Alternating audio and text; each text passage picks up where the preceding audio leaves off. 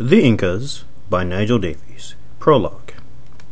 Over the past 2 decades, in addition to my various works on Aztecs, Toltecs, and other Mesoamericans, I have also written on more general topics such as human sacrifice throughout the Americas, as well as on the enigmatic problem of possible contacts between the Old World and the New before the voyages of Columbus. During this period, I made fairly prolonged visits to Peru, Ecuador, and Bolivia, journeys that inspired a growing interest in the achievements of the Andean peoples, in particular, those of the all-conquering Incas. In this book, I prefer to spare the reader a surfeit of those all-too-obvious comparisons between Inca and Aztec. Nonetheless, it may be useful to stress at the outset the almost uncanny resemblances, as well as certain radical differences, between the history of the two peoples. In both instances, the traditional sources tell of a humble group of migrants who had fairly recently established themselves in a notably fecund valley, though some authors, including myself, suspect that their arrival was not so recent as such sources tend to imply.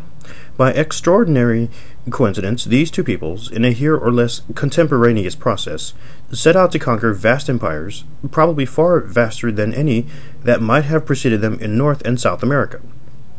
Both then met their doom in the second and third decades of the 15th century at the hands of minuscule bands of Spanish invaders.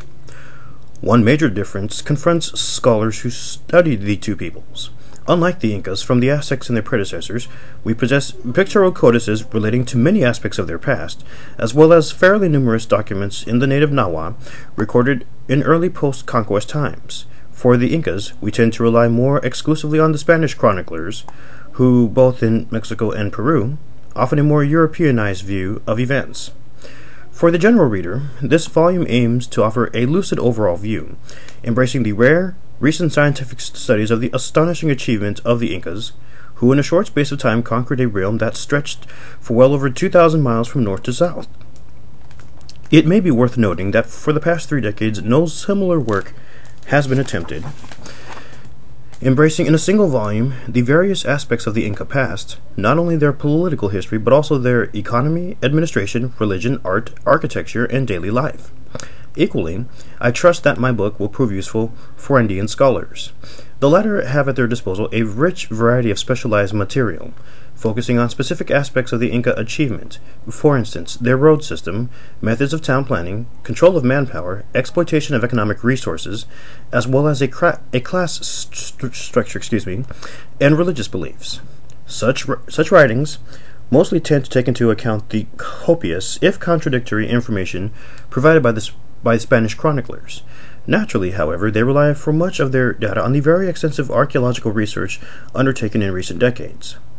Not only for the general reader, but also for the Andean scholar, an up-to-date overview should prove to be of interest both for themselves and more particularly for their students.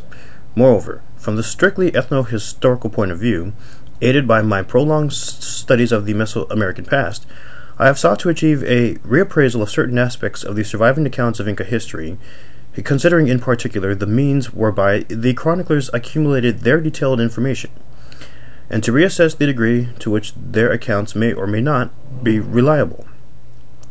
Certain fairly positive conclusions have been reached as to the extent to which these works may be related to one another, perhaps to a greater degree than was previously suggested.